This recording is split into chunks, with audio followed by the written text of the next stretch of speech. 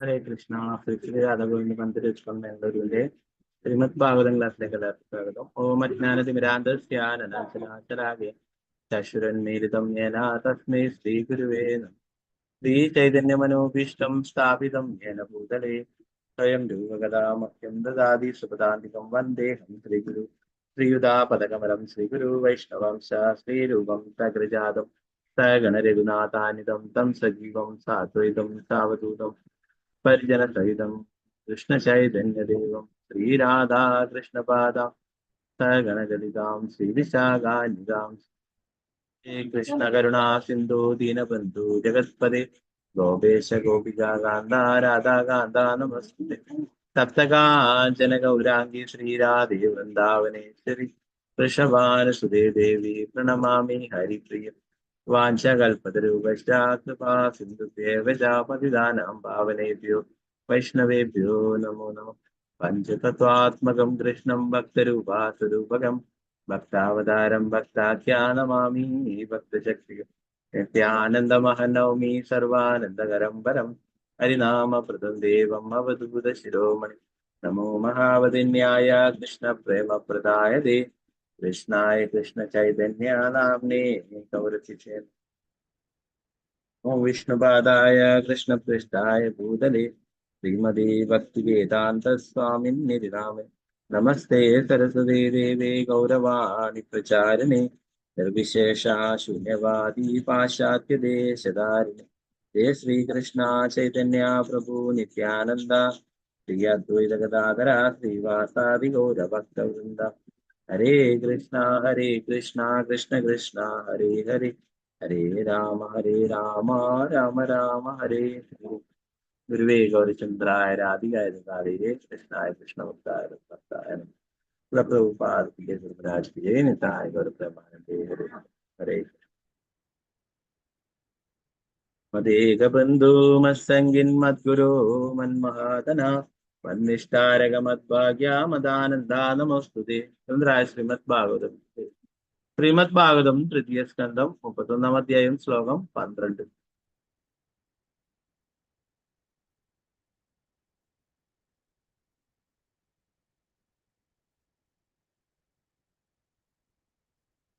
ഓം നമോ ഭഗവതേ വാസുദേവായ. ജന്തൂരുവാച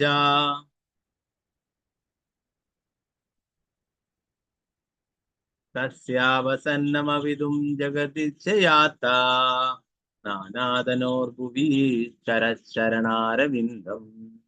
തോഹം വ്രജാമി ശരണം ബഹുദോ ഭയം മേ യേനേദൃശീ ഗതിർ അദൃശ്യ സദോ അനുരൂപ. ജന്തൂരുവാച തസ്യോപസന്നമവിദും ജഗതിച്ഛയാത്ത നാനാതനോർഭുവി ചരച്ചരണാരവിന്ദം. തോഹം വ്രജാമി ശരണം ബഹുദോ ഭയം മേ യേനേദൃശീ ഗതിർ അദൃശ്യ സദോനുരൂപ.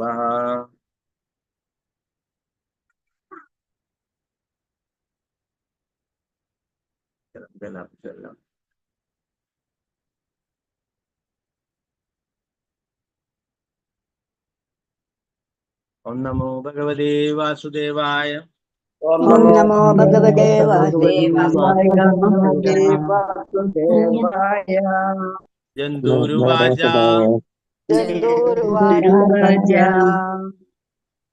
ോപസന്നമവിദും ജഗതിച്ഛയാത്ത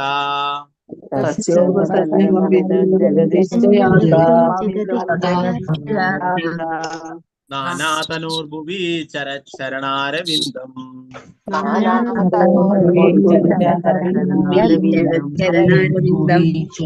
ചരണാരവിന്ദം സോഹം വ്രജാമി ശരണം തഗതോഭയം മേ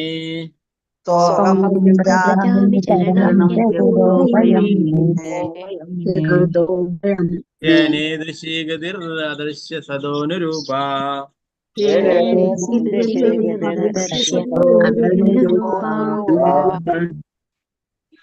കൃഷ്ണ ഒരു പ്രാവശ്യം കഴിച്ചാം. ചെറിയൊരു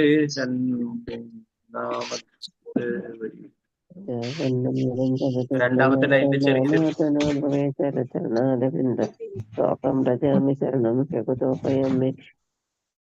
ഓക്കെ അതാരാണ് അങ്ങനെ ഓവറായിട്ട് ചെയ്യുന്നത്? ഓക്കെ, രണ്ടാമത്തെ ലൈനിൽ ചെറിയൊരു തെറ്റുണ്ട്. ചരണാരവിന്ദം കേട്ടോ, ചര എന്നാണ് ഉള്ളത്. അപ്പൊ അത് ചലത് നിന്നാണ് ഉള്ളത്. ചലച്ചരണാരവിന്ദം. അതിന്റെ പ്രിന്റിങ് ദോഷ തെറ്റ് വന്നിട്ടുള്ളതാണ്. ഓം നമോ ഭഗവതേ വാസുദേവായ.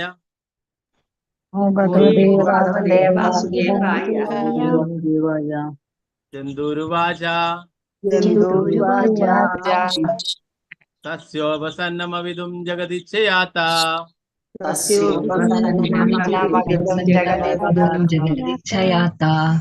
നാനാതനോർഭുവി ചലച്ചരണാരവിന്ദം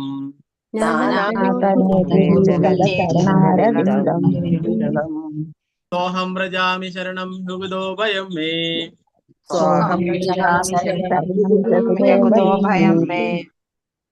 ദൃശീഗതിർ അദൃശ്യ സദോനുരൂപഃ हरे कृष्णा प्रभु जी। हरे कृष्णा प्रभु जी। हरे कृष्णा प्रभु जी। हरे कृष्णा. हेलो.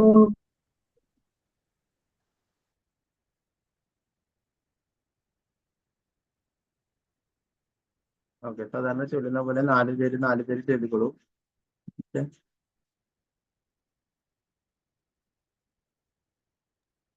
ആലതി മാതാജി, പങ്കജാക്ഷി മാതാജി, സീതാരാമൻ ഉണ്ണി മാതാജി, വിജയനാണ് മാതാജി ചൊല്ലിക്കും. ഹരേ കൃഷ്ണ. हरे कृष्णा प्रभु जी. ओम नमो भगवते वासुदेवाय. जन्तुर्वाच तस्योपसन्नमविदं जगदिच्छयात नानातनोर्भुवि चलच्चरणारविन्दं सोऽहं व्रजामि शरणं हृदोभयं मे तेने सदोनिरूपा.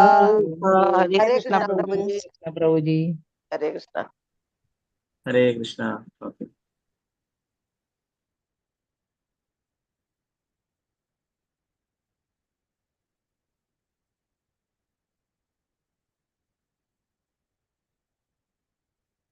അപ്രയം വിജയകുമാരി അമ്മ മാതാജി, സ്വർണ്ണപ്രഭ മാതാജി, അംബുജദേവി മാതാജി, രാമേന്ദ്ര പ്രഭു. ഹരേ കൃഷ്ണ. हरे कृष्ण. हरे कृष्ण. नमो भगवते वासुदेवाय.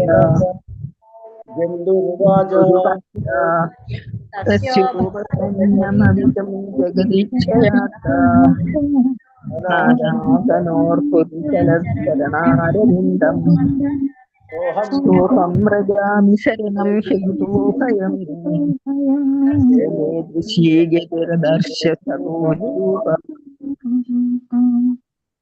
हरे कृष्ण प्रभु जी.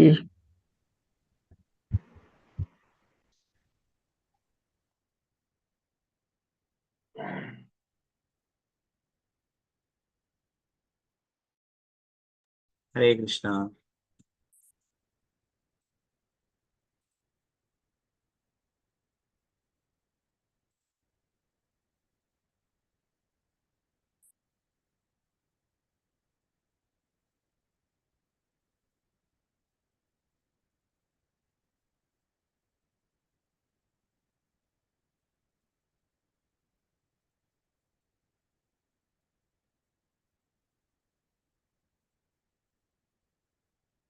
ഓക്കെ, സ്ക്രീന് കാണാവോ? കറണ്ട് പോയിട്ടുള്ളത് കാണാവോ സ്ക്രീന്? കാണാം പ്രഭുജി. ഹരേ കൃഷ്ണ. Okay okay.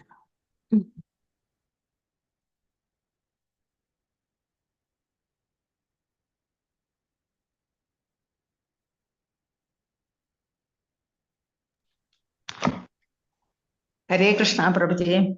ഹരേ കൃഷ്ണ ചൊല്ലിക്കൊള്ളു. നിർമ്മല മാതാജി, പത്മകുമാരി മാതാജി, തങ്കമണി മാതാജി, ഭാരതി അമ്മ മാതാജി ചൊല്ലിക്കൊള്ളു. ഹരേ ഓം കൃഷ്ണ. നമോ ഹരേ ഭഗവതേ കൃഷ്ണ പ്രഭുജി. നമോ ഭഗവതേ വാസുദേവായ. തസ്യോപസന്നമവിദും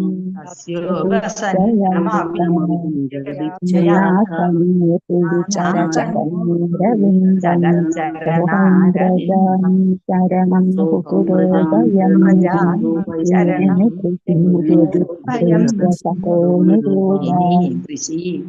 ആദർശ സദോ നിരൂപ. ഹരേ കൃഷ്ണ പ്രഭു. ഹരേ കൃഷ്ണ.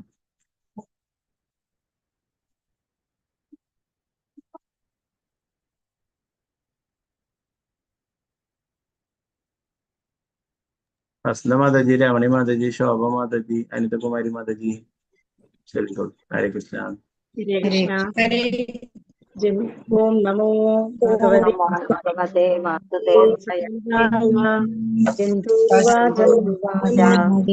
ജഗതിച്ഛയാത്തരവിന്ദം ചരണം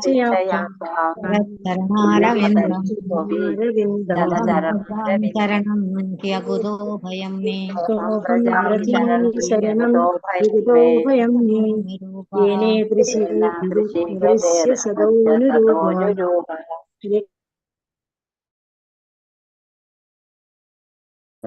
ഹരേ കൃഷ്ണ.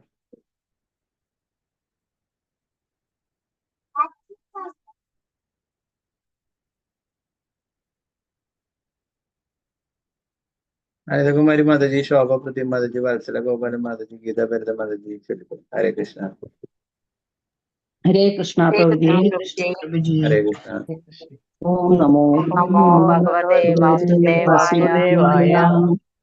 ജന്തുരുവാച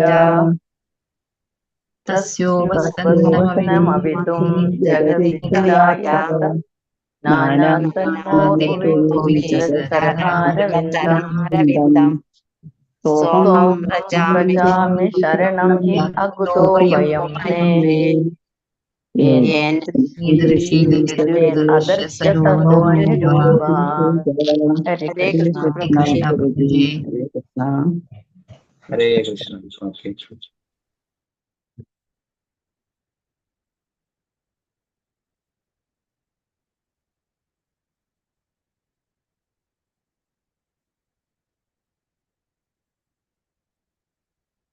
ഗീതാട്ടി മാതാജി, ജമില പ്രസന്ന മാതാജി, ഗിരിജ വേണുദാസ് മാതാജി, കൃഷ്ണപ്രിയ വിനോദാസ് മാതാജി. ഹരേ കൃഷ്ണ. ഹരേ കൃഷ്ണ പ്രഭുജി. കൃഷ്ണ. നമോ ഭഗവതേ വാസുദേവായ. ഹരേ കൃഷ്ണ.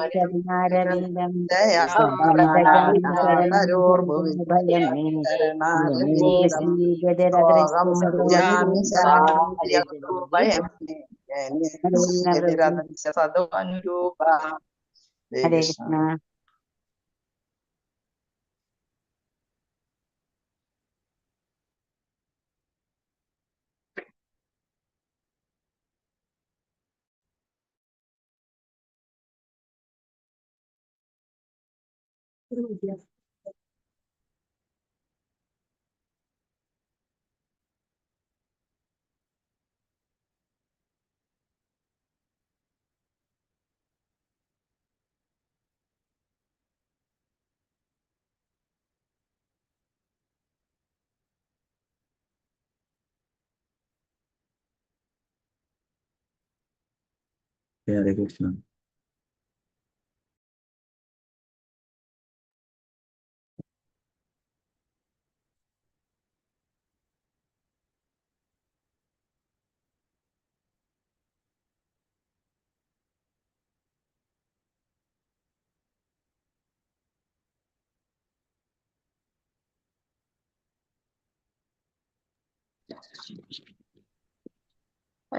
പ്രഭുജി. നെറ്റ്വർക്കിന്റെ ചെറിയ എന്തോ പ്രശ്നം വരുന്നു.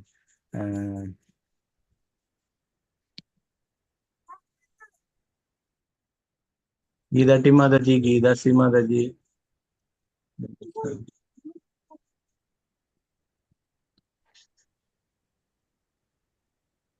ഹരേ കൃഷ്ണ പ്രഭുജി. പ്രഭുജി. ഹരേ കൃഷ്ണ ചൊല്ലിക്കും. ജന്തുരുവാച ഭഗവതേ വാസുദേവായ. ജന്തുരുവാച തസ്യോപസന്നമഭിതം ചരണാരവിന്ദം സോഹം വ്രജാമി ശരണം ഹ്യഗുദോ ഭയം മേ അദർശ സതോനുരൂപ. ഹരേ കൃഷ്ണ പ്രഭുജി.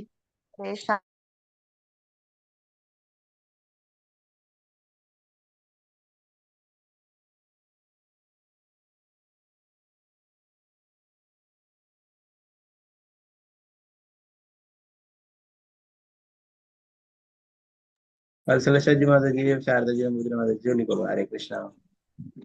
ഹരേ കൃഷ്ണ പ്രഭുജി. ജന്തുരുവാച ജന്തുരുവാച തസ്യോപസന്നമഭിതം സന്നമവിധം ജനദിച്ഛയാത്ര ചരണാരവിന്ദം വ്രജാമി ശരണം യകുതോ ഭയമേ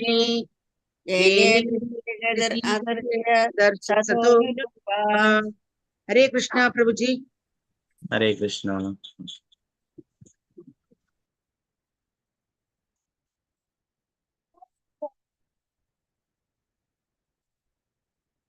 അതെ, നമുക്ക് ഇതിന്റെ വിവർത്തനം ഭാഗത്ത് നോക്കാം.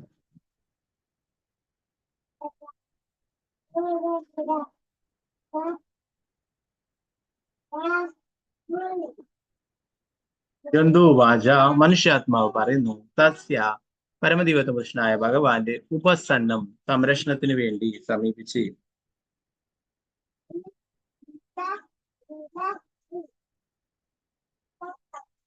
അവിധം സംരക്ഷിക്കുവാൻ ജഗത് വിശ്വപ്രപഞ്ചം ഇച്ഛയാ അവന്റെ സ്വന്തം ഇച്ഛയാൽ ആത്തനാന തനോ വിവിധ രൂപങ്ങൾ സ്വീകരിക്കുന്നവൻ ഭൂമിയിൽ ചലത് നടക്കുക ചരണ അരവിന്ദം പാദപങ്കജം ത അഹം ഞാൻ സ്വയം പ്രജാമി പോകും ശരണം അഭയത്തിനു വേണ്ടി ഈ തീർച്ചയായും അകുത ഭയം എല്ലാ ഭയങ്ങളിൽ നിന്നുമുള്ള വിടതൽ മേ എനിക്ക് വേണ്ടി ഏന ആരാൽ ഈ ദൃശി ഈ വിധത്തിലുള്ള ഗതി ജീവിതാവസ്ഥകൾ അദർശി പരിഗണിച്ചു അസതഹ അവിശുദ്ധൻ അനുരൂപമായ വിവർത്തനം ഭാവാർത്ഥം ഭക്തി വേദാന്ത സ്വാമി ശ്രീ പ്രഭുപാദയ്ക്ക് ജയ്. മനുഷ്യാത്മാവ് പറയുന്നു, ഞാൻ വിഭിന്ന ശാശ്വത രൂപങ്ങളിൽ ആവിർഭവിക്കുന്ന പരമദിവ്യത്വ പുരുഷനായ ഭഗവാന്റെ പാദപങ്കജങ്ങളിൽ അഭയം പ്രാപിക്കുകയും ഭൂമിയുടെ ഉപരിതലത്തിലൂടെ നടക്കുകയും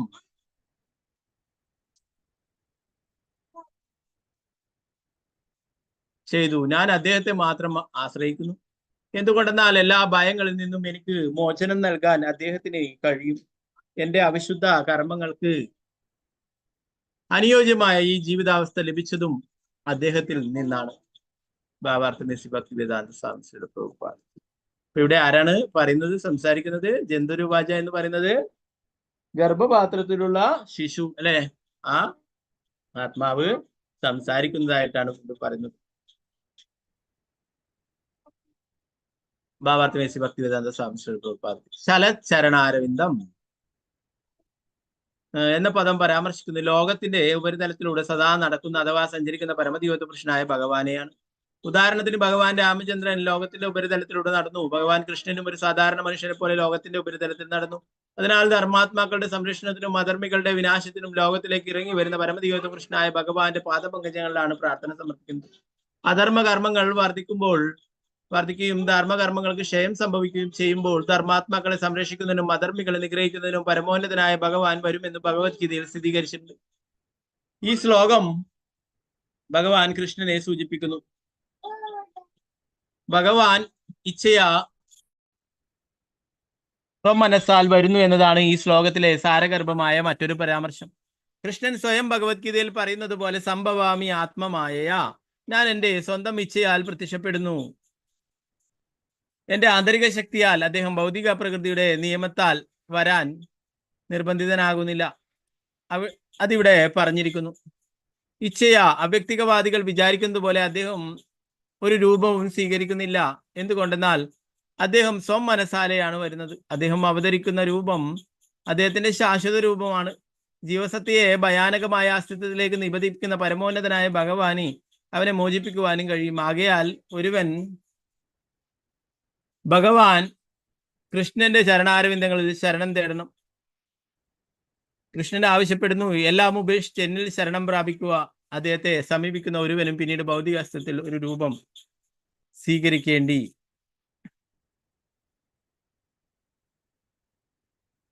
സ്വീകരിക്കേണ്ടി വരില്ലെന്നും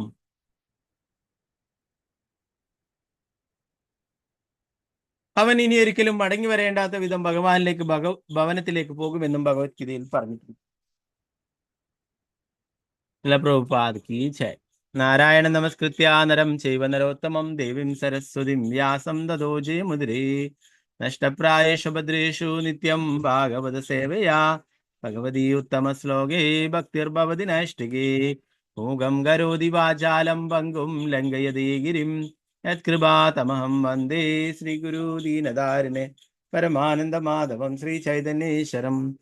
നമോ വിഷ്ണുപാദായ കൃഷ്ണപൃഷ്ഠായ ഭൂതലേ ശ്രീമതേ ഭക്തിവേദാന്ത സ്വാമിനി നാമിനി നമസ്തേ സരസ്വതീ ദേവി ഗൗരവാണി പ്രചാരിണി നിർവിശേഷ ശൂന്യവാദി പാശ്ചാത്യ ദേശധാരിണി. ജയ ശ്രീകൃഷ്ണ ചൈതന്യ പ്രഭു നിത്യാനന്ദ ശ്രീ അദ്വൈത ഗദാധര ശ്രീവാസാദി ഗൗരഭക്തവൃന്ദ. ഹരേ കൃഷ്ണ കൃഷ്ണ കൃഷ്ണ ഹരേ ഹരേ, ഹരേ രാമ രാമ രാമ ഹരേ ഹരേ.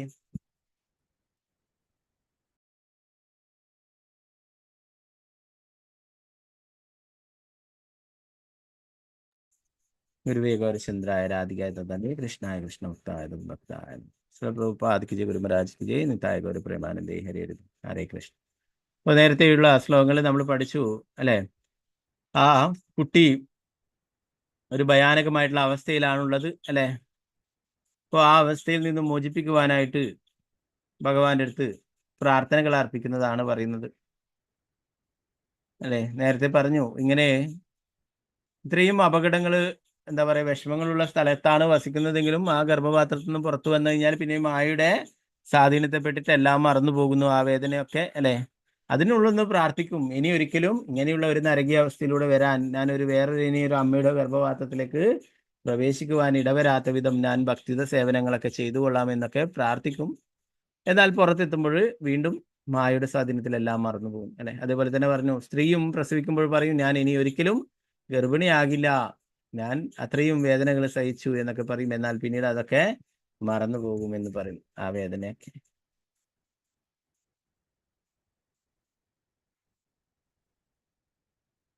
ഓ ഭഗവാനോട് പ്രാർത്ഥിക്കുന്നു എന്ന് പറഞ്ഞു ഇവിടെ പറയുന്നു, ഇനി ഒരിക്കലും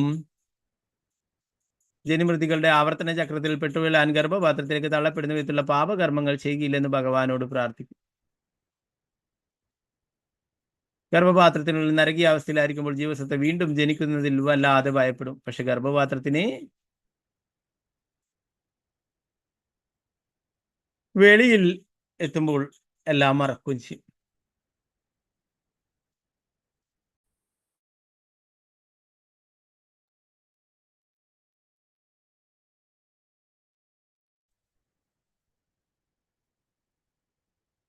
പൂർണ്ണ ജീവിതത്തിലും നല്ല ആരോഗ്യത്തിലുമായിരിക്കുമ്പോൾ എല്ലാം മറക്കുകയും അസ്തിത്വത്തിന്റെ ഭീകരാവസ്ഥയിലേക്ക് വീണ്ടും വീഴ്ത്തപ്പെടുന്ന വിധത്തിലുള്ള പാപകർമ്മങ്ങൾ ആവർത്തിച്ചു കൊണ്ടേയിരിക്കുകയും ചെയ്തു അല്ലെ. ഭൗതിക ലോകം അങ്ങനെയാണ്.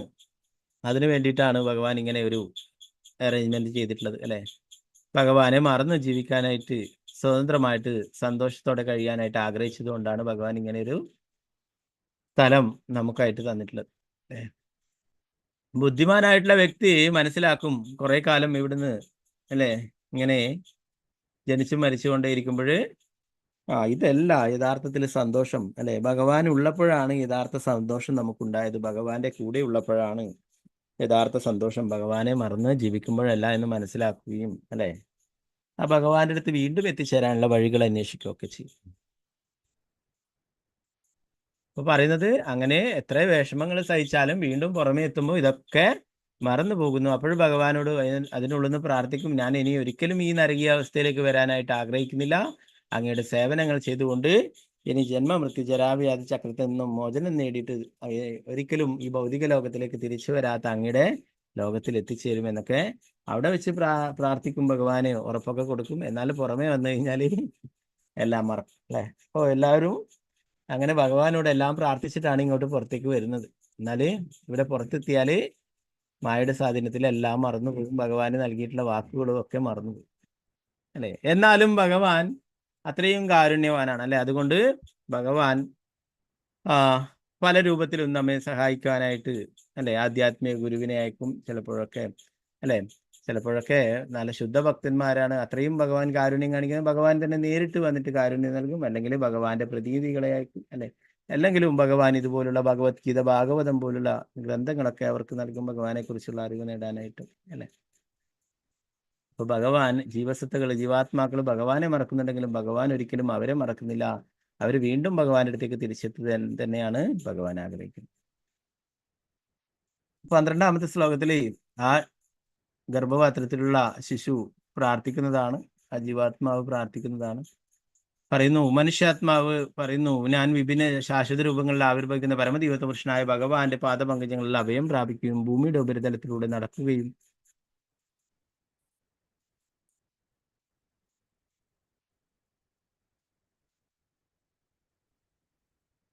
ചെയ്തു.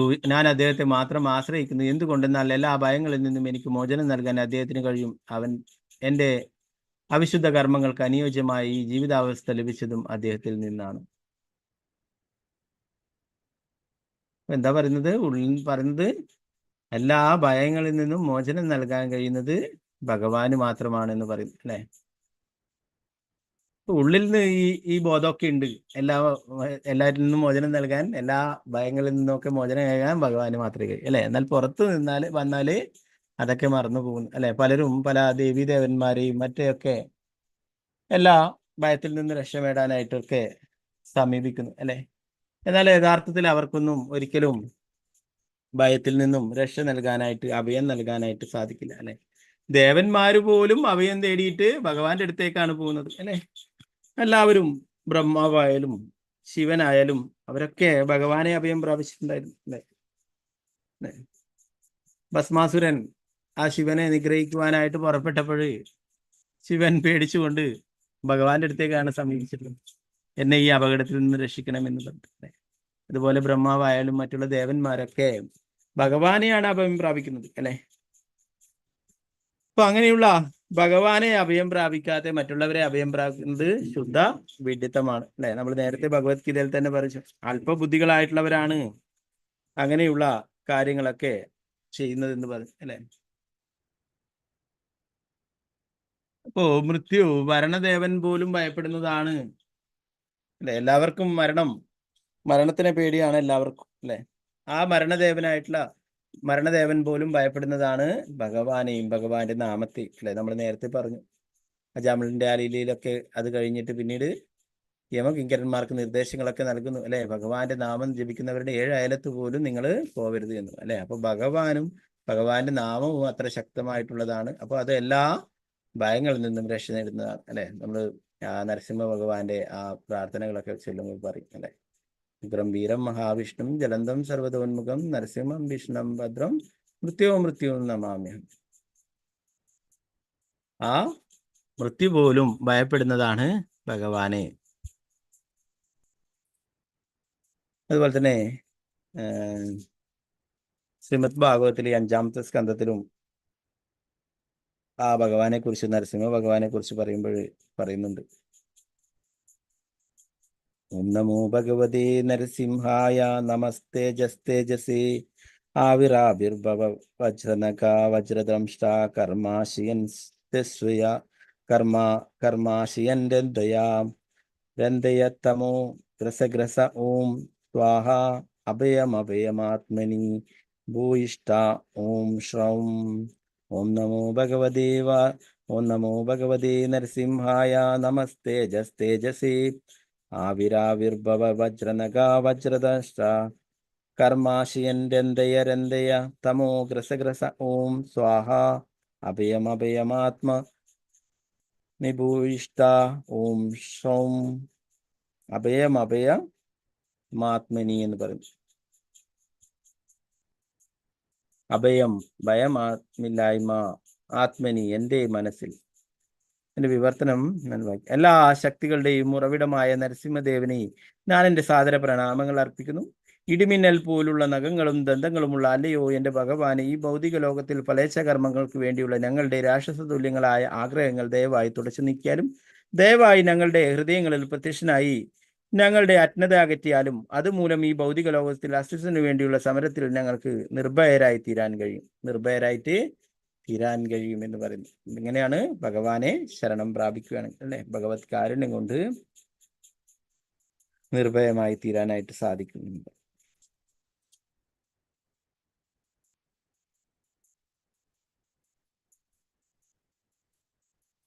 ഓ, അധിക പ്രാർത്ഥനകളിൽ നോക്കിയാലും ഇതുപോലെ ഭഗവാനോടാണ് പ്രാർത്ഥിക്കുക അല്ലെ. ഭഗവാന് മാത്രമേ എല്ലാ ഭയങ്ങളിൽ നിന്നും നമ്മളെ സംരക്ഷിക്കുവാനായിട്ട് സാധിക്കുള്ളൂ അല്ലെ. ഗജേന്ദ്രന്റെ പ്രാർത്ഥനയിലായാലും അല്ലെ, ഗജേന്ദ്രൻ ഇങ്ങനെ ഒരു അപകടാവസ്ഥയിലായപ്പോൾ എല്ലാവരും ദേവന്മാരൊക്കെ നോക്കി നിന്നെന്ന് പറഞ്ഞ് ഞങ്ങളെ ഇപ്പോഴും വിളിക്കും എന്ന് പറഞ്ഞു. ഗജേന്ദ്രൻ എന്നാലേ ഭഗവാനെയാണ് വിളിച്ചിട്ടുള്ളത് അല്ലെ. നമോ നമസ്തേ അഖിലകാരണായ നിഷ്കാരണായ അത്ഭുതകാരണായ ഭഗവാനെയാണ് വിളിക്കേണ്ടത്. ഭഗവാന് മാത്രമേ നമ്മളുടെ എല്ലാ ഭയങ്ങളും ഇല്ലാതാക്കാനായിട്ട് സാധിക്കുകയുള്ളൂ എന്ന് പറയുന്നു. ശ്രീമദ് ഭാഗവതം തന്നെ 2-ാം സ്കന്ധത്തിൽ പറയുന്നുണ്ട്, തസ്മാത് ഭാരത സർവാത്മാ ഭഗവാൻ ഈശ്വരോ ഹരി ശ്രോതവ്യ കീർത്തിതവ്യശ്ച സ്മാർത്തവ്യോശ്ച ശ്രോതവ്യ കീർത്തിതവൃശ്ച സ്മർത്തവ്യാശേഷദാ ഭയം.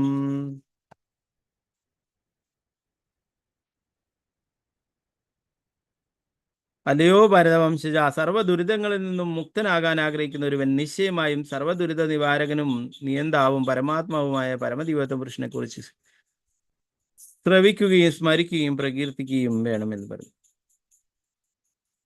എല്ലാ ഭൗതിക പ്രവൃത്തികളും വ്യാപൃതരായിക്കൊണ്ട് ജീവാത്മാവ് സ്വയം ഫലോദിഷ്ട കർമ്മബന്ധ ചക്ര നിയമത്തിൽ കുടുങ്ങിക്കിടക്കുകയാണ്. ഇത് ജലജീവികൾ, സസ്യങ്ങൾ, ഉരകങ്ങൾ, പക്ഷികൾ, മൃഗങ്ങൾ, അപരിഷ്കൃത മനുഷ്യർ കാമ്യകർമ്മബന്ധനത്തിൽ നിന്നും രക്ഷപ്പെടുവാനുള്ള അവസരമായ ഈ ജന്മം കിട്ടിയ മനുഷ്യർ 84 ലക്ഷം ജീവിവർഗങ്ങളിൽ ജന്മമരണ ശൃംഖല ആവശ്യമാക്കി തീർക്കുന്നു. അതിനാൽ ഈ ദുഷിച്ച ശൃംഖലയിൽ നിന്നും മോചനം ആഗ്രഹിക്കുന്ന പക്ഷൻ ഒരുവൻ നല്ലതും ചീത്തയുമായ സത്പ്രവൃത്തികളുടെ ഫലം ആസ്വദിക്കണമെന്ന ആഗ്രഹത്തോടെ ജീവിതത്തിന് അല്ലെങ്കിൽ കാമ്യകർമ്മി എന്ന നിലയ്ക്കുള്ള സ്വജീവിതത്തിന് വിരാമം ഇടേണ്ടിയിരിക്കുന്നു.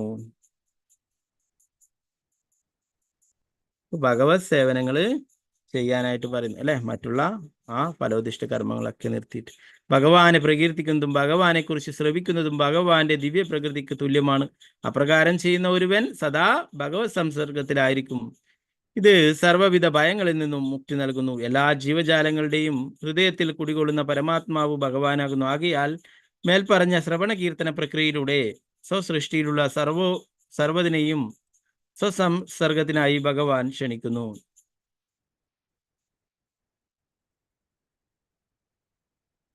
അപ്പോ ഭഗവാനെ കുറിച്ച് കേൾക്കുക അല്ലെ, ശ്രവണവും കീർത്തനവും അല്ലെ. ഭഗവാന്റെ നാമം അത് അത്രയും പ്രധാനപ്പെട്ടതാണ് അല്ലെ. കലികാലേ നാമരൂപേ കൃഷ്ണാവതാരം എന്ന് പറഞ്ഞു. കലികാലത്തില് ഭഗവാൻ നാമത്തിന്റെ രൂപത്തിൽ അവതരിച്ചിട്ടുള്ളതാണ്. അതുകൊണ്ട് തന്നെ ഭഗവാനും ഭഗവാന്റെ നാമവും തമ്മിൽ വ്യത്യാസമില്ല അല്ലെ. അതുകൊണ്ടാണ് യമരാജൻ പറയുന്നത് യമകിങ്കരന്മാരോട്, ആരാണോ ഭഗവാന്റെ നാമം ജപിക്കുന്നത് അവരുടെ 7 അയലത്ത് പോലും നിങ്ങൾ പോവരുത്. ആരാണോ ഭഗവാനെ മറന്ന് ജീവിക്കുന്നത്, ആരാണോ ഭഗവാന്റെ മുന്നിൽ നമസ്കരിക്കാത്തത് അല്ലെ, അങ്ങനെയുള്ളവരൊക്കെ ഈ മനുഷ്യജന്മം ലഭിച്ചിട്ടും ഭഗവാനെ മറന്ന് ജീവിക്കുന്ന അവരൊക്കെ എൻ്റെ മുന്നിൽ കൊണ്ടുവരാനായി.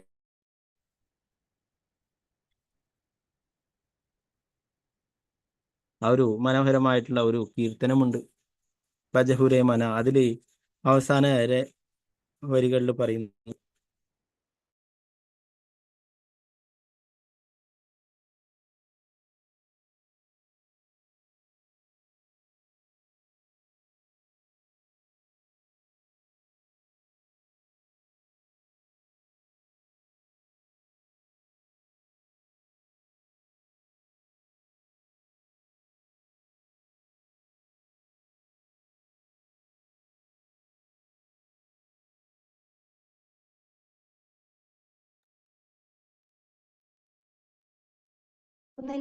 കൃഷ്ണ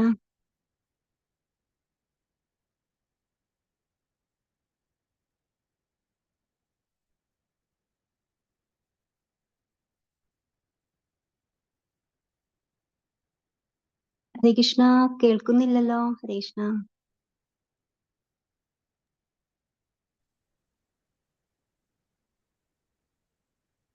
പ്രഭാതരിയുടെ പറഞ്ഞു ഭഗവാൻ ഇവിടെ ഈ ലോകത്തിൽ ലീലകൾ ചെയ്തിട്ടുള്ളതാണ് അല്ലെ. ഇവിടെ പറയുന്നു സദാ ഭൂമിയുടെ ഉപരിതലത്തിൽ ലോകത്തിന്റെ ഉപരിതലത്തിലൂടെ നടക്കുന്ന സഞ്ചരിക്കുന്ന എന്ന് പരമദിവ്യ പുരുഷനായ ഭഗവാനെയാണെന്ന് പറഞ്ഞു. ഉദാഹരണത്തിന് രാമചന്ദ്രത്തിന്റെ രാമചന്ദ്ര ഭഗവാൻ ആ ലീലയില് അല്ലെ സേതുബന്ധനൊക്കെ നിർമ്മിച്ചിട്ട് അതിലൂടെ നടന്നിട്ടാണ് ലങ്കയിലൊക്കെ പോയത് അല്ലെ. ഹനുമാന് പറന്നിട്ട് അവിടേക്ക് പോകാൻ പറ്റി അല്ലെ. ഭഗവാന് പറ്റാത്തത് കൊണ്ടല്ല, എന്നാൽ ഭഗവാൻ അങ്ങനെയുള്ള ലീലകൾ അല്ലെ.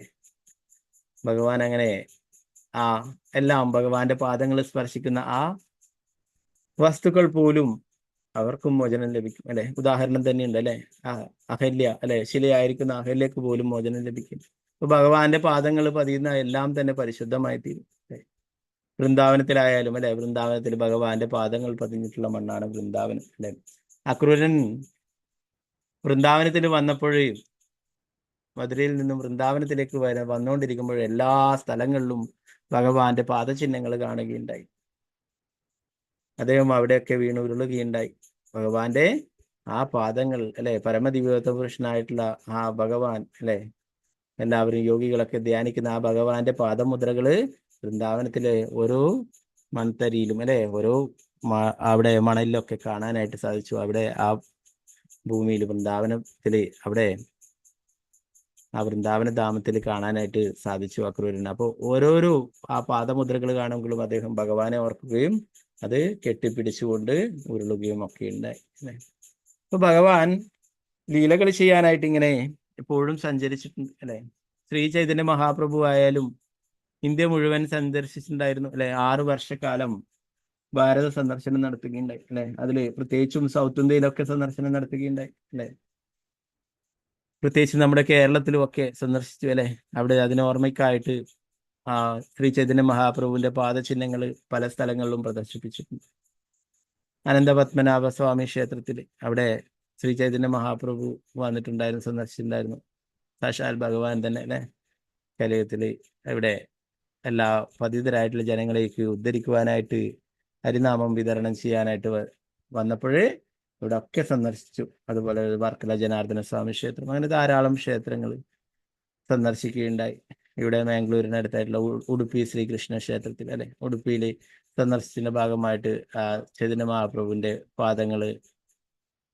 പാദമുദ്രകള് അത് സ്ഥാപിക്കുവാനായിട്ട് നമ്മുടെ ഗുരുമഹാരാജ് ജയപതാക സ്വാമി ഗുരുമഹാരാജ് ഇവിടെ നമ്മുടെ രാധാഗോവിന്ദ ടെമ്പിളിൽ ഇവിടെ വെച്ചിട്ടുണ്ട്. അതിന് നമ്മൾ ക്ഷേത്രം കംപ്ലീറ്റ് ആയി കഴിഞ്ഞാൽ അവിടെ ഉടുപ്പിയിൽ കൊണ്ടുപോയിട്ട് പ്രതിഷ്ഠിക്കുവാനായിട്ട് അവിടെ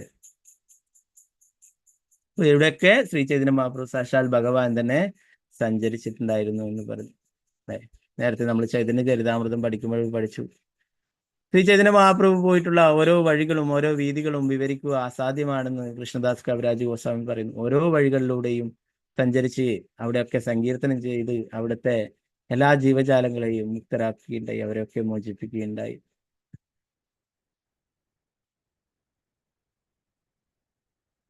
ധർമാത്മാക്കളുടെ സംരക്ഷണത്തിനും അധർമ്മികളുടെ വിനാശത്തിനും ലോകത്തിലേക്ക് ഇറങ്ങുന്ന പരമദിവ്യ പുരുഷനായ ഭഗവാന്റെ പാദപങ്കജങ്ങളാണ് പ്രാർത്ഥന സമർപ്പിക്കുന്നത് അല്ലെ. ഭഗവത്ഗീതയിൽ പഠിച്ചു അല്ലെ. ഭഗവാൻ അധർമ്മികളൊക്കെ ഇല്ലാതാക്കുകയും അല്ലെ ഭക്തന്മാരെയൊക്കെ സംരക്ഷിക്കുകയും ചെയ്യുന്നുണ്ട് അല്ലെ. അത് മാത്രമല്ല ഭഗവാന് ലീലകൾ ചെയ്യാനായിട്ട് അല്ലെ. നേരത്തെ പറഞ്ഞു ഭഗവാന്റെ അനേകം വിസ്തരണങ്ങൾ തന്നെ മതി. അതുപോലെ തന്നെ ഭഗവാന്റെ ആയുധങ്ങൾ അല്ലെ, ചക്രം, ഗദ, ഇതൊക്കെ മതി ശത്രുക്കളിലൊക്കെ ഇല്ലാതാക്കാൻ അല്ലെ. എന്നാൽ ഭഗവാൻ ഭക്തന്മാർക്ക് സന്തോഷം കൊടുക്കാൻ അല്ലെ. നമ്മളിപ്പോഴും ഭഗവാന്റെ ആ ലീലകളെ കുറിച്ച് ചർച്ച ചെയ്യുന്നു. ഭഗവാൻ ഇങ്ങനെയുള്ള ലീലകൾ അല്ലെ, അതൊക്കെ നമ്മൾ ചർച്ച ചെയ്യുകയാണെങ്കിൽ ഭഗവാൻ തന്നെ പറയും അല്ലെ, ജന്മകർമ്മജമേ ദിവ്യം ഏവം തത്വാദേഹം പുനർജന്മനായിട്ട് മാമേത്. വീണ്ടും ഈ ഭൗതിക ലോകത്തിൽ തിരിച്ചു വരേണ്ടതായിട്ടില്ല, തിരിച്ച് ഭഗവത് ധാമത്തിലേക്ക് പോകാൻ സാധിക്കുന്നു. ഭഗവാൻ ഇച്ഛ സ്വം മനസ്സാൽ വരുന്നത് എന്നതാണ് ശ്ലോകത്തിൽ സാരഗർഭമായ മറ്റൊരു പരാമർശം. കൃഷ്ണൻ സ്വയം ഭഗവത്ഗീതയിൽ പറഞ്ഞതുപോലെ സംഭവാത്മി ആത്മമായ, ഞാൻ എൻ്റെ സ്വന്തം ഇച്ഛയാൽ പ്രത്യക്ഷപ്പെടുന്നു, എൻ്റെ ആന്തരിക ശക്തിയാൽ എന്നത്.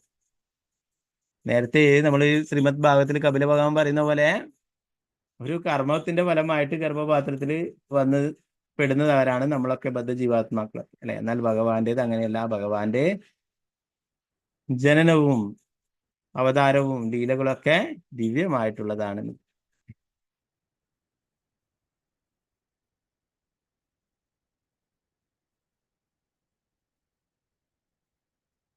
അദ്ദേഹം അവതരിക്കുന്നത് രൂപം അദ്ദേഹത്തിന്റെ ശാശ്വത രൂപമാണ്. ജീവസത്യയെ ഭയാനകമായ അസ്തിത്വത്തിലേക്ക് നിബന്ധിപ്പിക്കുന്ന പരമോന്നതനായ ഭഗവാനെ അവനെ മോചിപ്പിക്കുവാനും കഴിയും. ആകയാൽ ഒരുവൻ ഭഗവാൻ കൃഷ്ണന്റെ ചരണാരവിന്ദങ്ങളിൽ ശരണം തേടണം. കൃഷ്ണൻ ആവശ്യപ്പെടുന്ന എല്ലാം ഉപേക്ഷിച്ച് എന്നിൽ ശരണം പ്രാപിക്കുക എന്ന് പറഞ്ഞു അല്ലെ. സർവധർമാൻ പരിത്യജ മാമേകം ശരണം വ്രജ അഹം ത്വം സർവപാപേഭ്യോ മോക്ഷയിഷ്യാമി മാം ശുച എന്ന് ഭഗവാനെ മറ്റുള്ള എല്ലാ ധർമ്മങ്ങളും ഉപേക്ഷിച്ചുകൊണ്ട് ഭഗവാനെ ഭക്തിയുത സേവനങ്ങൾ ചെയ്യാൻ, ഭഗവാനെ ശരണം പ്രാപിക്കുവാനായിട്ട് പറഞ്ഞല്ലേ. അങ്ങനെയാണെങ്കിൽ മറ്റെല്ലാ പാവപ്രതികരണങ്ങളിൽ നിന്നും നിന്നെ സംരക്ഷിക്കാമെന്ന് ഭഗവാൻ ഉറപ്പ് നൽകുന്നു. അദ്ദേഹത്തെ സമീപിക്കുന്ന ഒരുവനും പിന്നീട് ഭൗതികാസ്ത്രത്തിന്റെ ഒരു രൂപം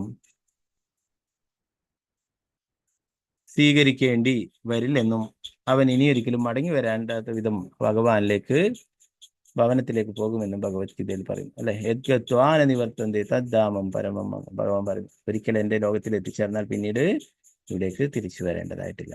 13ാമത്തെ ശ്ലോകം നമുക്ക് നോക്കാം. ഓം നമോ ഭഗവതേ വാസുദേവായ. യസ്ത്വത്ര ബദ്ധൈവ കർമാ വിരാവൃതാത്മാ ഭൂതേന്ദ്രിയാശയമയീ അവലംബ്യ മായാം ആസ്തേ വിശുദ്ധമവികാര മകണ്ഡബോധാ മാതപ്യമാന ഹൃദേ വസിതം നമാമി.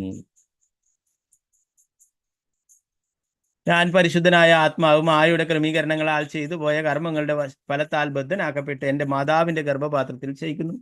ഇവിടെ എനിക്ക് ഒപ്പമുള്ളവനും പക്ഷേ ബാധിതനല്ലാത്തവനും മാറ്റമില്ലാത്തവനും മായ അദ്ദേഹത്തിന് ഞാൻ എൻ്റെ സാദര പ്രണാമങ്ങൾ അർപ്പിക്കുന്നു. അദ്ദേഹം അപരിമേയനാണ്, പക്ഷേ പശ്ചാത്തപിക്കുന്ന ഹൃദയത്താൽ അദ്ദേഹത്തെ ദർശിക്കാം.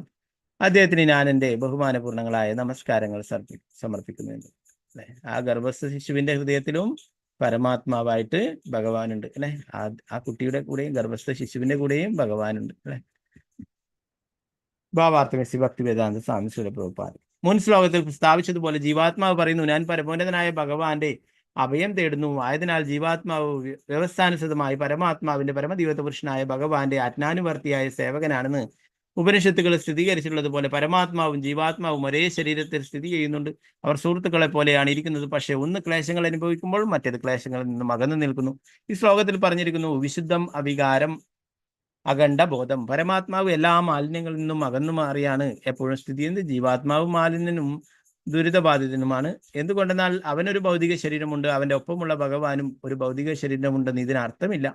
അദ്ദേഹം അവികാരം മാറ്റമില്ലാത്തതാകുന്നു. അദ്ദേഹം എല്ലായ്പ്പോഴും അതേ പരമോന്നതാവസ്ഥയിലായിരിക്കും. പക്ഷെ മായാവാദി ദാർശനികർക്ക് അവരുടെ ഹൃദയങ്ങൾ അവിശുദ്ധങ്ങളാകയാൽ പരമോന്നതനായ പരമാത്മാവ് വ്യക്തിഗത ആത്മാവിൽ നിന്ന് വ്യത്യസ്തമാണെന്ന് മനസ്സിലാക്കാൻ കഴിയില്ല.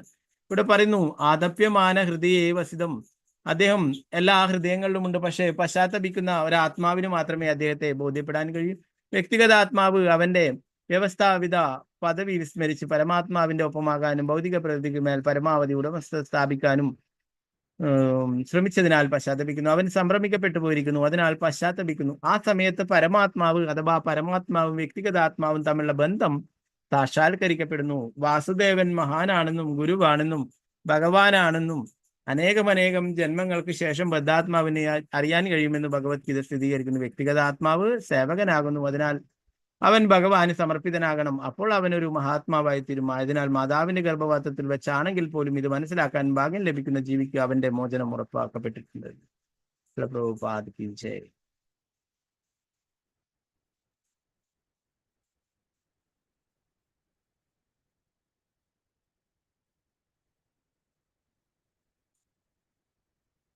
അപ്പോ കർമ്മഫലത്താൽ ബദ്ധനാക്കപ്പെട്ടിട്ട് മാതാവിന്റെ ഗർഭപാത്രത്തില് വസിക്കുന്ന ആ കുട്ടി ഭഗവാനോട് പ്രാർത്ഥിക്കുന്നു എന്നുള്ളത്.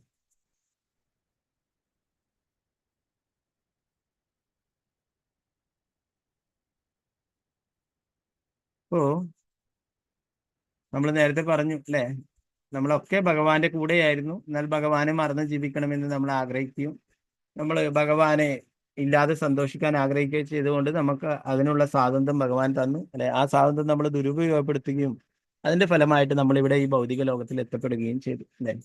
അപ്പൊ അങ്ങനെ ഭൗതിക ലോകത്തിൽ എത്തപ്പെട്ടിട്ട് നേരത്തെ പറഞ്ഞു അല്ലെ, ഗർഭപാത്രത്തിൽ വെച്ച് നമ്മൾ പ്രാർത്ഥിക്കുന്നു ഭഗവാനോട്, നമ്മൾ പുറത്തു വന്നിട്ട് അങ്ങയുടെ സേവനങ്ങൾ ചെയ്യാം അല്ലെ.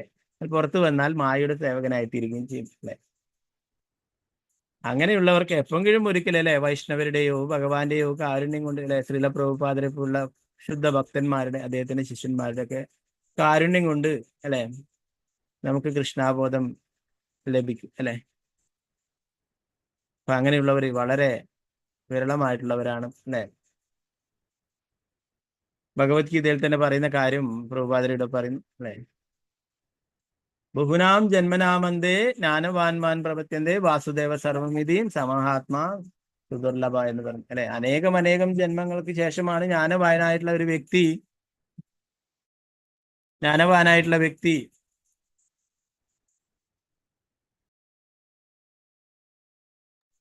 അനേകം ജന്മങ്ങൾക്ക് ശേഷമാണ് ജ്ഞാനവാനായിട്ടുള്ള ഒരു വ്യക്തി കൃഷ്ണനാണ് പരമദിവ്യത്വ കൃഷ്ണൻ എന്നുള്ള സത്യം മനസ്സിലാക്കുന്നത് അല്ലെ. അത് അനേക ജന്മങ്ങൾക്ക് ശേഷമാണ് അല്ലെ. ഇതിന്റെ ചരിതാമൃതം പറയുന്നു, ബ്രഹ്മാണ്ഡേ ബ്രഹ്മദേക്കോൻ ഭാഗ്യവാൻ ജീവ് ഗുരു കൃഷ്ണ പ്രസാദിപ്പായി ഭക്തിലത. അനേക ജന്മങ്ങൾ അനേക ബ്രഹ്മാണ്ഡങ്ങളിലൊക്കെ കറങ്ങി തിരിഞ്ഞിട്ട് അവസാനം ഗുരുവിന്റെയും കൃഷ്ണന്റെയും കാരുണ്യം കൊണ്ടാണ് ഒരാൾക്ക് കൃഷ്ണഭക്തി ലഭിക്കുന്നത്, കൃഷ്ണാബോധത്തിൽ എത്തിച്ചേരാനായിട്ട് സാധിക്കുന്നത് എന്ന് പറയും.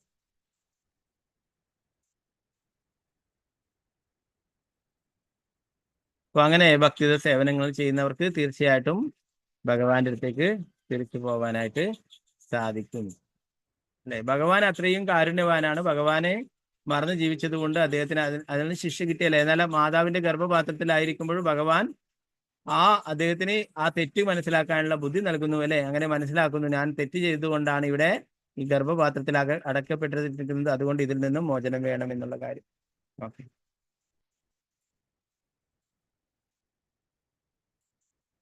ശ്ലോകം കൂടി എടുത്തിട്ട് നമുക്ക് നിർത്താം. ഓം നമോ ഭഗവതേ വാസുദേവായ പഞ്ചഭൂതരചിതേ രഹിത ശരീരേ ശന്നോ യതേന്ദ്രിയ ഗുണാർത്ഥ ചിദാത്മകോഹം തേനാവിഗുണ്ട മഹിമാനം ഋഷീം തമേനം വന്ദേ പരം പ്രകൃതി പുരുഷയോ പുംസ വന്ദേ പരം പ്രകൃതി പുരുഷയോ പുമാംസാം. 5 ഘടകപദാർത്ഥങ്ങളാൽ നിർമ്മിതമായി ഭൗതിക ശരീരത്തിലായതോടെ എന്റെ യോഗ്യതകളും ഇന്ദ്രിയങ്ങളും ദുരുപയോഗം ചെയ്യപ്പെടുക തന്മൂലം ഞാൻ മൗലികമായി ആത്മീയമാണെങ്കിലും പരമോന്നതനായ ഭഗവാനിൽ നിന്നും വേർപെടുത്തപ്പെടുകയും ചെയ്തു. പരമദിവ്യത്വ പുരുഷനായ ഭഗവാൻ ഭൗതിക പ്രകൃതികൾക്കും ജീവസത്തുക്കൾക്കും അതീന്ദ്രിയനായതിനാലും അദ്ദേഹത്തിന്റെ ഭൗതിക ശരീരം ഇല്ലാത്തതിനാലും അദ്ദേഹം എപ്പോഴും തന്റെ ആത്മീയ യോഗ്യതകളുടെ മഹത്വത്തിലായതിനാലും ഞാൻ എന്റെ പ്രണാമങ്ങൾ അദ്ദേഹത്തിന് അർപ്പിക്കുന്നു. ഭാവാർത്ഥം എസ് ഭക്തിവേദാന്ത സ്വാമി ശ്രീ പ്രഭുപാദിക്കുന്നു. ജീവസത്തേക്ക് ഭൗതിക പ്രകൃതിയോട് വിധേയത്വ പ്രവണത ഉണ്ടെങ്കിൽ പരമോന്നതനായ ഭഗവാൻ ഭൗതിക പ്രകൃതിക്കും അതുപോലെ തന്നെ ജീവസത്തേക്കും അതീന്ദ്രിയനാണെന്നതാണ് ജീവസത്തെയും പരമദിവ്യത്വ പുരുഷൻ ഭഗവാനും തമ്മിലുള്ള വ്യത്യാസം. ജീവസത്ത ഭൗതിക പ്രകൃതിയിലേക്ക് വീഴ്ത്തപ്പെടുമ്പോഴേ അവന്റെ യോഗ്യതകളും ഇന്ദ്രിയങ്ങളും മലിനമാക്കപ്പെടുന്നു, അഥവാ അവന്റെ വിധി നിർണയിക്കപ്പെടുന്നു. പരമോന്നതനായ ഭഗവാൻ ഭൗതിക പ്രകൃതിയുടെ സ്വാധീനത്തിന് അതീതനാകിയാൽ അദ്ദേഹം ജീവസത്തകളെ പോലെ ഭൗതിക പ്രകൃതിയുടെയോ ഭൗതികേന്ദ്രിയങ്ങളുടെയോ മൂർത്തരൂപമായി തീരുവാനോ അത്യന്തയുടെ തമസിൽ നിബന്ധിക്കുവാനോ യാതൊരു സാധ്യതയുമില്ല. സർവജ്ഞനാകിയാൽ അദ്ദേഹം ഒരിക്കലും ഭൗതിക പ്രകൃതിയുടെ സ്വാധീനത്തിന് വിഷയീഭവിക്കില്ല. ഭൗതിക പ്രകൃതി എപ്പോഴും അദ്ദേഹത്തിന്റെ നിയന്ത്രണത്തിന് കീഴിലായതിനാൽ ഭൗതിക പ്രകൃതി പരമദിവ്യത്വ പുരുഷൻ ഭഗവാനെ നിയന്ത്രിക്കുന്ന പ്രശ്നമേയില്ല. ജീവസത്തയുടെ വ്യക്തിത്വം തീരെ നിസ്സാരമായതിനാൽ അവന് ഭൗതിക പ്രകൃതിക്ക് വിഷയീഭവിക്കുവാനുള്ള പ്രവണതയുണ്ടെങ്കിലും ഈ ഭൗതിക ശരീരത്തിൽ നിന്നും സ്വതന്ത്രനായി കഴിയുമ്പോൾ അവനും പരമോന്നതനായ ഭഗവാന്റെ അതേ ആത്മീയ ഗുണം നേടും. അപ്പോൾ അവനും പരമോന്നതനായ ഭഗവാനും തമ്മിൽ യോഗ്യതപരമായ വ്യത്യാസം ഉണ്ടാവില്ല. പക്ഷേ അവൻ ഒരിക്കലും ഭൗതിക പ്രകൃതിയുടെ സ്വാധീനത്തിൽ കുടുങ്ങാത്ത വിധം ശക്തനല്ലാത്തതിനാൽ ആത്മീയ യോഗ്യതയുടെ അളവിന്റെ കാര്യത്തിൽ അവനും ഭഗവാനും വ്യത്യസ്തരാണ്. ഭക്തിയുത സേവനത്തിന്റെ സമ്പൂർണ്ണ പ്രക്രിയയും ഒരുവനെ ഭൗതിക പ്രകൃതിയുടെ മാലിന്യത്തിൽ നിന്ന് സ്വയം മുക്തനാക്കുവാനും യോഗ്യതാപരമായി അവനെ പരമദിവ്യത്വ പുരുഷൻ ഭഗവാന്റെ ഒപ്പമാക്കുന്ന ആത്മീയ വിധാനത്തിലേക്ക് സ്വയം ഉയർത്തുവാനുമാകുന്നു. ദിവസത്തെ എല്ലായ്പ്പോഴും സ്വതന്ത്രനാണെന്ന് വേദങ്ങളിൽ പറയുന്നുണ്ട്. അസംഗോഹി അയം പുരുഷ, ദിവസത്തെ സ്വതന്ത്രനാണ്. അവന്റെ ഭൗതികമായ മാലിന്യം താൽക്കാലികമാണ്. യഥാർത്ഥമായ അവസ്ഥയിൽ അവൻ സ്വതന്ത്രനാണ്. അവൻ ഭഗവാനോട് സമർപ്പിതനാകുന്ന ബിന്ദുവിൽ നിന്ന് ആരംഭിക്കുന്നു. കൃഷ്ണാബോധത്താൽ ഈ സ്വാതന്ത്ര്യം സ്വായത്തമാക്കാം. അതുകൊണ്ട് ഇവിടെ പറഞ്ഞിരിക്കുന്നു, പരമോന്നതനായ വ്യക്തിക്ക് ഞാൻ എന്റെ സാദര പ്രണാമങ്ങൾ അർപ്പിക്കുന്നു. ജീവാത്മാവ് ഭഗവാനെ സാദര പ്രണാമങ്ങൾ അർപ്പിക്കുന്നതാണ്. ഇവിടെ പറയുന്നു ഭക്തിയുത സേവനത്തിന്റെ കാര്യം പറയുന്നു അല്ലെ. ഭക്തിയുത സേവനത്തിന്റെ എല്ലാ പ്രക്രിയയും അല്ലെ നമ്മളെ എല്ലാ മാലിന്യങ്ങളിൽ നിന്നും മുക്തനാക്കാനാണ്. അതുപോലെ തന്നെ നമുക്ക് ഭഗവത് ധാമത്തിലേക്ക് തിരിച്ചു പോവാനായിട്ട് അല്ലെ, ഭഗവത് കാരുണ്യം നേടുവാനായിട്ട് ഭക്തിയുത സേവനങ്ങൾ വളരെ പ്രധാനപ്പെട്ടതാണെന്ന് പറഞ്ഞു അല്ലെ. 9 നവവിധ ഭക്തി, 9 തരത്തിലുള്ള ഭക്തിയുത സേവനങ്ങൾ അല്ലെ. ഇതിലേതെങ്കിലും ഒന്ന് നല്ല രീതിയിൽ അനുഷ്ഠിച്ചാൽ തന്നെ പരിപൂർണമായിട്ടുള്ള ഫലം ലഭിക്കുമെന്ന് പറയുന്നു അല്ലെ. ശാസ്ത്രങ്ങൾ പറയുന്നു, ധാരാളം ഉദാഹരണങ്ങളും പറയുന്നു. ഓരോരോ ശ്രവണം കൊണ്ട് മാത്രം പരീക്ഷിത്ത് മഹാരാജാവ് ഭഗവാന്റെ അടുത്തേക്ക് തിരിച്ചുപോയി അല്ലെ. കീർത്തനം കൊണ്ട് ശിവദേവ ഗോസ്വാമി, അങ്ങനെ ഓരോരോ ഭക്തിയുത സേവനങ്ങൾ ചെയ്തിട്ട് തന്നെ അവർക്കൊക്കെ പൂർണ്ണമായിട്ടുള്ള പ്രയോജനം ലഭിക്കുകയുണ്ടായി. അപ്പോൾ ആ ഭക്തിയുത സേവനം അത്രയും പ്രധാനപ്പെട്ടതാണ്. ഈ എല്ലാ ഭൗതിക ബന്ധനങ്ങളിൽ നിന്നും മോചിതനാക്കാനായിട്ട് അതിന് സാധിക്കും അല്ലെ. പ്രത്യേകിച്ചും കലിയുഗത്തിൽ ഭഗവാന്റെ തിരുനാമം അല്ലെ, നാമം ജപിക്കുകയും ഭഗവാന്റെ ആ നാമം കേൾക്കുകയും ഒക്കെ ചെയ്യുകയാണെങ്കിൽ നമ്മുടെ എല്ലാ പാപങ്ങളെ ഇല്ലാതായി തീരുന്നു, നമ്മുടെ ഹൃദയത്തിലെ മാലിന്യങ്ങളൊക്കെ ഇല്ലാതായി തീരുകയും. ഓക്കെ, അപ്പോ അങ്ങനെ എല്ലാ ഭയങ്ങളിൽ നിന്നും രക്ഷിക്കാൻ കഴിയുന്ന ആ ഭഗവാനോട് ജീവാത്മാവ് പ്രാർത്ഥിക്കുന്നു, ഭഗവാനെ പ്രണാമങ്ങൾ അർപ്പിക്കുന്നു എന്നുള്ളതാണ്. ബാക്കി ഭാഗങ്ങൾ നമുക്ക് നാളത്തെ ക്ലാസ്സിൽ നോക്കാം. ഓക്കെ, ഹരേ കൃഷ്ണ. ഗ്രന്ഥരായ ശ്രീമദ് ഭാഗവതം കി ജയ, പ്രഭുപാദ് കി ജയ, ഗുരുമരാജ് കി ജയ, മിഠായി ഗൗരബ്രഹ്മാനന്ദേ ഹരേ. ഹരേ കൃഷ്ണ. വാഞ്ചകൽപതരൂപശ്ച കൃപാ സിന്ധുഭ്യവ ച പതിതാനാം പാവനേഭ്യോ വൈഷ്ണവേഭ്യോ നമോ നമഃ. അനന്തകോടി വൈഷ്ണവൃന്ദ കി ജയ, ശ്രീ പ്രഭുപാദ് കി ജയ, ഗുരുമരാജ് കി ജയ, മിഠായി ഗൗരബ്രഹ്മാനന്ദേ ഹരേ. ഹരേ കൃഷ്ണ.